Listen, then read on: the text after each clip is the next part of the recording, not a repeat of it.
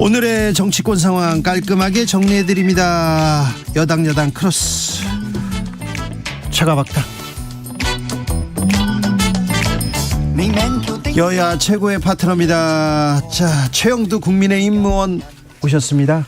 네, 아이고 예산 심사하는데 지금 숨이 가쁩니다. 네, 고생 많으십니다. 박성준 더불어민주당 의원. 네, 안녕하세요. 네. 예산 심사 어디까지 왔습니까? 지금 쟁점 예산을 가지고서 우리 민주당 의원님들 참 이전에 하던 예산 다 뒤집었고 이러니까 정말 힘듭니다. 예산 심사 이걸 지금 쟁점이 있어서 더구나 저희 숫자도 부족한데 그래도 또 주진우 라이브 또 이 출석 안 하면 또 뭐라 그럴까 봐 부랴부랴 뛰어왔더니 고생하셨어요. 네. 시간도 일정치 않고 정말로 너무합니다. 아니 예산 심사 하는데 왜 민주당 의원을 탓합니까? 집권 여당이 예산 심사 잘 하면 되는 거죠. 아니 그러니까 그건 내가 나오면 안 되는데 지금 주진우 라이브 올려다가 내가 갑자기 지금 여당이 책임을 못했다 이거예요 지금. 아유, 알겠어요. 아니 왜 민주당 탓을 점점 해요? 더 큰일 날 소리를 내가 하고 있네. 빨리 합시다. 왜? 제 왜 탓을 해야 민주당 돼. 탓을 합니까? 자, 아니 시간을 정확히 알려주면 10분 다 하고 왔지 여당 내가. 탓을 하세요. 여당 탓을. 자, 동남아 순방 마무리돼가고 있습니다. 오늘은 6시에 시진핑 국가주석과 정상회담도 예정돼 있습니다. 자, 매우 중요한 순방길입니다. 최영두 의원님. 매우 중요하죠. 지금 우리가 한미일 정상회담도 했고 한미 정상회담. 예, 한미 정상도 했고 또 한일 정상회담도 했고 지금 국익과 여러 국제 정세가 또 상황이 아주 긴박합니다. 이게 긴박한 상황입니다. 네. 예, 국경을 넘어서면은 정쟁을 멈추고 국익을 도모해야겠죠. 오늘 시진핑 국가주석 하는 건 상당히 의미가 있습니다. 어제 또 미중 간의 정상회담도 있었고 네. 지금 정세라는 게 근데 뭐 우크라이나 러시아의 우크라이나 침공 사태 또 중국의 대국 굴기 이후에 여러 가지 달라진 뭐 전랑 외교라고 하는 아주 강경한 외교 정책 또 주변 국가에 대한 여러 가지 좀 종전과 다른 제세 이런 것들이 좀 정내 그 불안정성을 높이고 있지 않습니까? 그런 상황에서 아마 어제 미중 정상회담 사이에 좀 성과가 있었기 때문에 어떤 흉물 없는 대화가 좀 있을 것이기 때문에 이번에 우리도 한중 간에도 솔직하게 네. 그동안에 지난 정부 이후로 쌓여왔던 문제. 우리 지난 정부하고 그 앞전 정부에 얼마나 중국이 잘했습니까? 그런데 중국은 북핵 위기가 이렇게 고조될 동안에 뭘 도와줬습니까? 맨날 우리 탓만 하고 그러지 않았습니까? 우리는 중국의 큰 봉우리 우리는 작은 나라라고 하면서 머리를 숙이면서까지 그렇게 열심히 하는데 그러면 안 되겠죠 중국이. 아니, 그런 이야기도 좀 당당히 해야 될 것 같습니다. 중국 탓을 그렇죠? 하는 겁니까 그러면? 또 중국 탓을 하는 겁니까? 중국 탓이 아니라 제가 좀 우리 말씀하고 국익을 지켜야지. 우리 국익을 국익에 대한 얘기를 중국한테 하는데요. 큰 봉우리 그리고 저기 가서 네. 예? 혼밥을 잠시만. 7끼나 먹고 왔으면서도 뭘 얻었습니까? 북핵 위기 고조될 때 그럼 중국이 그러면 도와줬습니까? 저는 이제 그 외교 정책이라고 하는 것은 두 가지 큰 방향이 있는 것이죠. 하나가 뭐냐면 억제 정책이 있는 거고 하나가 협력 정책이라는 게 분명히 있단 말이에요. 이번에 윤석열 정부가 발표한 인도 태평양 전략이라고 하는 것은 한미일은 잘 지내고 협력 지내는데 중국하고는 대결하겠다. 이 분명한 선언을 한 거란 말이에요. 억제를 하겠다라는 거거든요.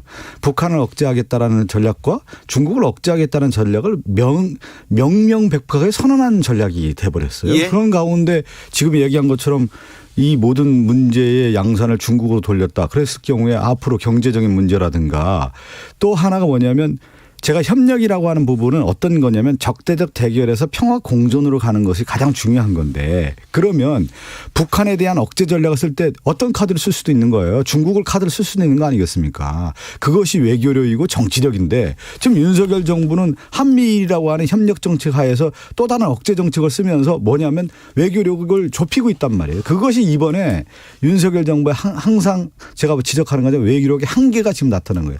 모든 정책에는 듀얼 정책이 있어야 되는 거예요. 하나가 억제 정책과 협력 정책이어야 되는 건데 이 윤석열 정부는 억제 정책만 있는 거예요 지금. 최영두 의원님. 네네. 한미 관계는 공고해지고 좋습니다. 네. 그런데 중국도 잘 이용해야 될 거 아닙니까? 러시아도. 지금 잘. 네. 이 문제에 대해서 우리가 중국에게 우리의 국익을 당당히 밝히는 게 중요합니다. 중국에게 우리가 자꾸 굽히고 또 좋은 이야기만 하니까 중국은 그냥 막 우리의 이익을 돌봐주지 않은 측면이 많지 않습니까? 그래서 지금 우리가 이번에 한미일 회의만 한 게 아니고 한 아시안 정상회의도 했고요.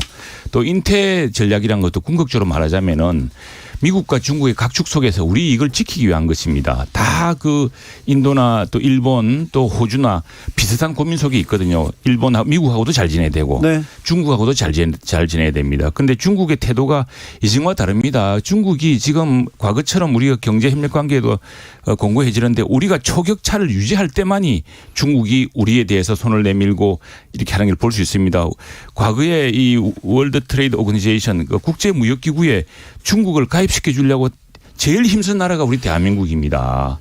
지금 세계 각 천안문 사태 이후에 북한 아시안 게임을 도와주지 않을 때 제일 도와준 것도 우리 한국이고요. 네. 자, 그건 이제 우리가 좀 더 앞서 있을 때 중국을 도와줄 여력이 있을 때 지금도 중국이 모든 것에 대해서 심지어 사드 가지고 모든 그 보복을 다 하면서 또 한국의 한류 콘텐츠를 제약하면서도 결코 거부하지 못하는 건 우리 반도체입니다. 반도체 기술 때문에.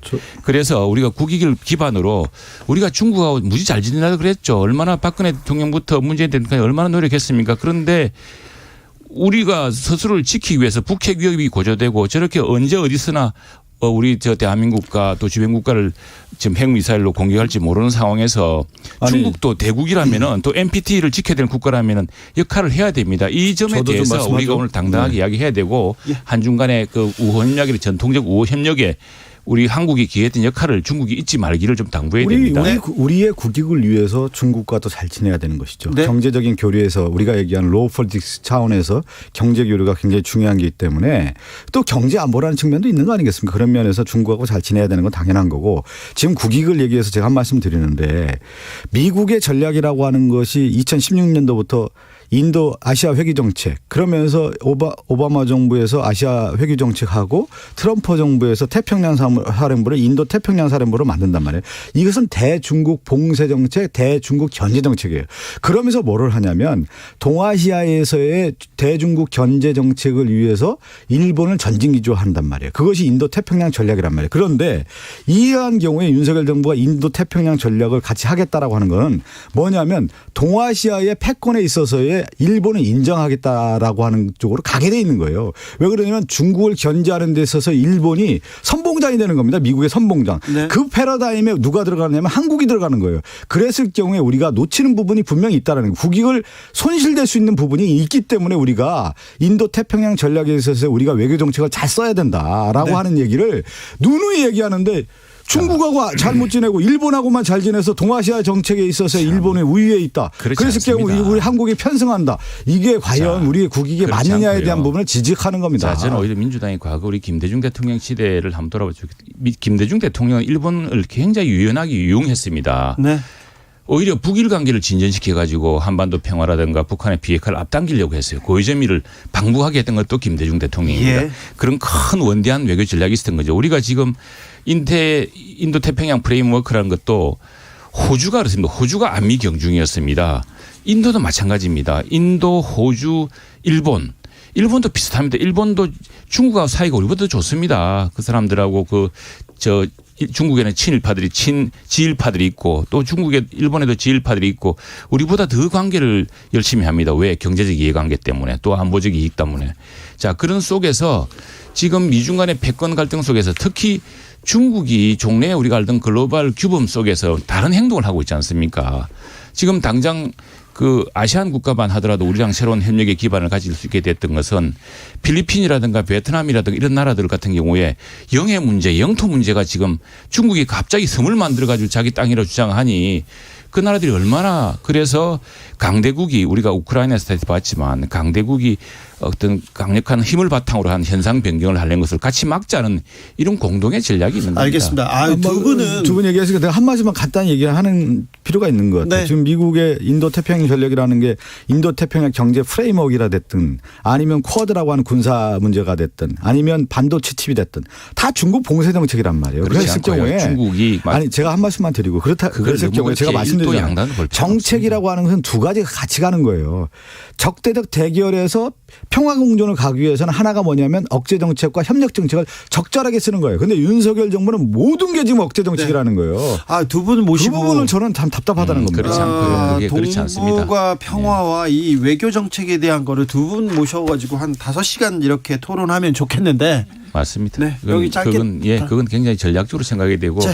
국익을 생각하지 않은 그런 국가 지도자는 없습니다. 그리고 그런 점에서 오히려 저는 과거 김대중 정부나 노무현 정부 때 그 당시에 원대했던 국가 전략을 한번 지금 민주당이 좀 되도록해 봤으면 좋겠어요. 최영도 의원님, 근데 이렇게 중요한 순방이고 외교 전쟁에 지금 돌입한 상태 아닙니까? 네네. 그런데 이런 얘기, 이런 분석이 계속 주가 돼야 되는데 김건희 여사 행보만 이렇게 나오고 그래서 이거는 어떻게 보세요? 그걸 우리 일부러 그래서 기자들한테 공개도 안 하고 자꾸 행방을 물으니까 알려준 것일 뿐인데 왜 이렇게 그 대통령 부인의 행보에 대해서 예. 이렇게들 관심이 많고 야당은 거의 스토킹 수준이에요. 보면은 지금.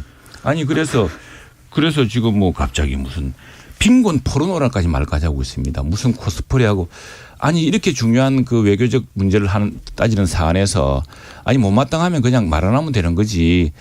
아니 그 터무니없는 무슨 코스프레니 빈곤 또 포르노는 뭡니까? 이런 아이고, 말도 안 되는 소리라고요. 너무 심합니다. 세상에 박성준 의원님? 이성을 상실한 것으로 보입니다. 아니 이성을 상실하는 게 아니라 대통령 김건희 부인 스토킹 정당이 여사가 되었습니다, 이렇게 언론에 부각이 되고 언론에 관심이 되는 이유가 뭘까요? 영부인으로서 여사로서 과하다라는 거예요. 과하다라는 거. 그러니까 지금 보면은 지난 대선 과정에서 김건희 여사에 관련된 여러 문제점이 부각됐을 때 김건희 여사가 사과하지 않았습니까? 그리고 그러면서 뭐였습니까? 조용한 행보 하겠다고 하지 않았습니까? 그런데 이 조용한 행보가 아니라 지금 윤석열 대통령의 해외 정상회담 가면은 윤석열 대통령 하나도 안 보여요. 무슨 외교하는지도 보이지 않고 뭐만 보이냐면 김건희 여사만 보인단 말이에요. 그것이 왜 그렇겠습니까? 김건희 여사만 바라보는 모양. 아니 그렇죠. 민주당이 바라보는 게 아니라 언론이 그렇게 관심 있고 김건희 여사가 그렇게 풀을 하고 있지 않습니까? 풀을 그랬을 합니까? 경우에 언론이 또 공개 안 한다고 뭐냐면 그러니까 공개한 거죠. 뭐. 대통령이 영부인으로서 외교의 모습이 아니라 셀럽의 모습이라는 거 아닙니까 지금. 그런 모습이 과하다. 그럼 과하다라고 하는 지적들이 계속 나오면 대통령실에서 자제를 시켜야 되는. 힘은 어디에서 나오냐면 자제에서 나오는 거예요. 권력의 자제부터 절제하면서. 근데 그런 모습이 아니기 때문에 지금 언론에서 계속 얘기하는 거 아니겠습니까? 그래서 우리 박 의원 말씀하신 것 그래서 대통령 부인이 이렇게 공개적인 일정도 하지 않고 보통 가면 이제 관광지 방문합니다. 이 주최 국가에서 네. 자신들이 유명한 그 세계적 관광지에 부인들을 데려가는 배우자 모임도 하고 하는데 그것도 이제 자제한 거 아니겠습니까? 그렇게 하지 않고 또 우리랑 연고 있는 사람들 또 발리 가서는 이 지금 발리 같은 세계적 관광지도 쓰레기 때문에 해양 쓰레기 때문에 아주 큰 곤혹을 치고 있지 않습니까? 그래서 뭐 그런 걸 좀 보러 간 것을 가지고서 지금 뭐 저는 너무 지나치다 생각합니다. 외교라고 하는 것은 공식 일정 있잖아요. 그럼 영부인 공식 일정을 하는 게 맞죠. 공식 일정 안 하고 단독 일정을 한다라는 게 그게 맞습니까? 그래서 지금 지적하는 거 아니겠어요? 그 일정은 지금 말씀하셔서 제가 말씀드린 건데 배우자 없이 가는 단독 일정을 뭐 합니까? 공식 일정을 하고 거기에서 필요한 일정이 있다면 하는 게 맞는 것이지 단독 일정을 위해서 공식 일정을 하지 않았다라는 것은 순방은 여기까지 가고요. 지금 외교 안보마도 급박하니까 좀 집중해서 순방은 여기까지 가고요.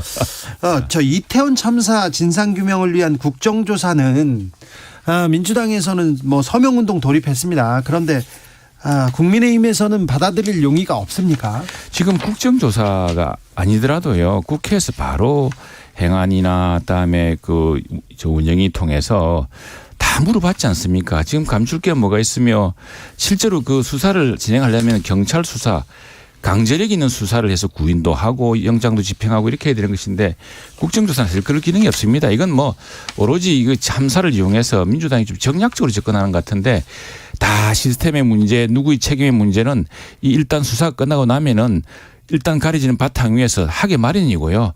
당연히 지금 국회에서는 일상 바로 지금 현재 있는 각 상임위원회에서도 바로 일을 할 수가 있습니다. 경찰의 수사는 수사대로 진행되는 거고요. 이번 이제 국정조사는 어떤 의미냐면 이태원 참사가 왜 일어났는지 국가 시스템의 붕괴에서 이거 일어난 거거든요. 실질적으로. 국가 시스템이 작동하지 않았던 거 아니겠습니까? 사전적 대응이 제대로 안 됐다는 거. 그리고 그 이후에 사후적 조치도 제대로 안 된 부분이 왜 이런 국가 시스템이 붕괴가 됐는지. 우리나라가 그만큼 안전 국가를 지향해 왔는데 이런 걸 봤을 때 불안전 국가가 됐고 참사 국가가 됐고 후진국형 이런 문제가 참사가 발생했을 때 그런 국가 시스템의 문제를 전반적으로 조사를 하는 것이 국정조사 아니겠습니까? 반드시 해야 되는 것이죠. 그래요. 반드시 해야 되는 겁니다. 그리고 지금 이것은 여당이 먼저 국정조사를 하자고 나왔어야 될 문제입니다. 자, 우리가 지금 이제 경찰 수사가 있고 또 지금 피해자라든가 희생자를 보살피는 문제 남아 있고 그렇죠. 그 뭐 지금 국가의 국정의 책임은 무한한 겁니다. 지금 권한은 절반밖에 안 되지만 저렇게 센 야당이 예산 틀어막고 가로막고 하는데 어떻게 다 할 수 있겠습니까? 그런데 그래도 국정 책임은 무한한 것이죠. 그러나 우리가 지난 박근혜 정부 이래로 쭉 있던 또 문재인 정부 때 이런 여러 참사들을 보면은 해난 사고는요. 세월호 이후에 2배 이상 더 늘었습니다. 문재인 정부 기간 더 늘었고 똑같은 사고 패턴이 되풀이 되었습니다. 큰 참사도 많았고 또 복지 사각지대에서 일어난 그런 정말 슬프고 눈물 나는 그런 사연들도 계속 일어나고 있습니다. 왜 이렇게 반복됩니까? 사람이 물러나고 아니 저 세월호 조사 같은 경우는 뭐 7차례인가 8차례인가 하니까 모든 수사에다 국정조사에 해외까지 시차를 갔습니다. 그분들이. 그런데 왜 이렇게 나아지지 않고 있습니까? 그래서 그런 부분들을 이번에는 정말 한번 시스템 차원에서 네. 근본적으로 한번 따져봐야 돼요. 그게 국회의 임무가 될 것 같습니다. 그때 끝나고 나면 정치적인 책임을 묻고 정치적 공방을 벌이다가 끝난 뒤에는 똑같은 재단이 되풀이되는 나라.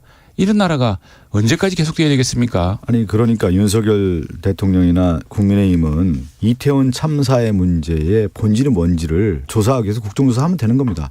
왜 이 문제를 가지고 다시 무슨 문재인 정부 탓을 하고 그렇게 하는 건지.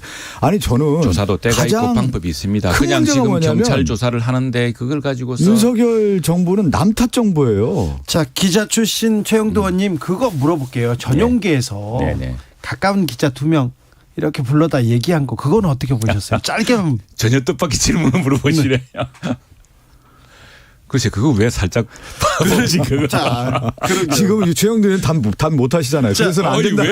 그렇게 하면 안 된다는 표정이 나오는 거예요 지금. 자, 기자 출신 최영도 의원님. 그리고 보니까 그 매체들도 뭐 그 기자가 뭐 특종할 일도 없고 그 긴 시간에 아니 모르겠습니다. 자, 기자 출신 최영도 의원님. 아니 중요한 문제는 모르겠다고 왜 피해 가십니까? 서울시의회에서 TBS 예. 지원 끊겠다. 이거 예. 차라리 그냥 뉴스공장 그만두게 하면 되는 거 아닌가 이런 생각도 하는데 이거 언론 탄압이냐? 언론 탄압이라는 지적도 나와요. 언론 탄압 무슨 모든 말마다 언론 탄압이 뭔지를 우리 지난 정부에서 안 봤습니까? 진짜 언론 탄압 때는 아무 소리 안 하시더니. 진짜 언론 탄압이 뭡니까? 언론중재법 만들어가지고 징벌적 손배 5배 하고 구속시켜놓고 또 손배 또 때리고 예 기자실 아예 못 들어오게 대못 받고 그다음에 신문사 아예 구독을 다 절독하고 뭐 그런 일도 있었습니다. 그런데 뭐 그걸 되풀이하면 안 되는 일이고 네. 자 이거는 TBS 문제는 TBS가 원래 교통방송이잖아요. 교통정보 방송이었는데 이게 어느 순간에 그냥 정치방송이 되어버렸습니다. 그래서 지난번에는 이제 민주당의 서울시 의회가 워낙 압도적이니까 그때 110석 중에서 104석이 민주당이고 네. 국민의힘 6석밖에 안 됩니다. 아무리 이일 제기도 안 됐지 않습니까? 자 시민의 여론이 바뀌었지 않습니까? 그러면 교통방송에서 정말 요구하는 바들 대로 해야 되고 이게 또 문제는 뭐냐면은 교통방송이 그러면은 그 뭐 재단으로 만들어 가지고 독립적으로 하지도 않고 아무런 모든 예산은 견제와 어떤 평가가 따라야 되는 건데 그것도 없이 무한정 몇 사람의 그 정치 성향대로 한다는 게 말이 안 되지 않습니까? 아니 좀 답답한 게 좀 크게 좀 갔으면 좋겠어요. 정책도 그렇고 뭐 마음에 안 들면 폐지시키고 마음에 안 들면 비행기 안 태우고 또 마음에 드는 사람만 몇 사람 불러서 밥 먹고 얘기하고 그러지 말고 좀 아니 오세훈 시장도 대통령 꿈꾸는 분 아니에요? 그러면 정정당당하게 TBS 가서 김어준 씨하고 방송하고. 김어준 방송이 그게 정말 팩트 방송입니까? 아니 그렇다고 해가지고 방송 아니 그리고 시민들이 그걸 듣고 있어야 됩니까? 아니 지금 시민 여론이라는 것이 정치율 1위 아닙니까? 정치율 인정해야죠 그걸. 정치율 1위라고 그러면 유튜브 하면 되는 거죠. 왜 그걸 지상파로 왜 서울시가 서울 시민들이 세금으로 해야 됩니까? 폐지시키는 지금 겁니까? 시민들 시의회 분포도가 여론의 분포도지 않습니까? 언론 탄압이죠. 무슨 언론 탄압입니까? 그 부분에 대해서 비판적인 목소리를 듣고 참조해서 예산을 지원을 끌으면 그렇게 방송 시청자가 많으면은 광고로 하면 되지 않습니까? 왜 돈은 다 끌고 가면서 국민들 혈세를 다 받아서 그렇게 비싼 월급 받아가면서 그렇게 해야 됩니까? 폐지시키는 게 공정하게 해야죠. 공정하게. 공정한 방송입니까? 박성준 두 분 감사합니다. 오늘도 너무 뜨거웠습니다. 최영도 의원님 예산 좀 잘 좀 신경 써주십시오. 감사합니다. 감사합니다.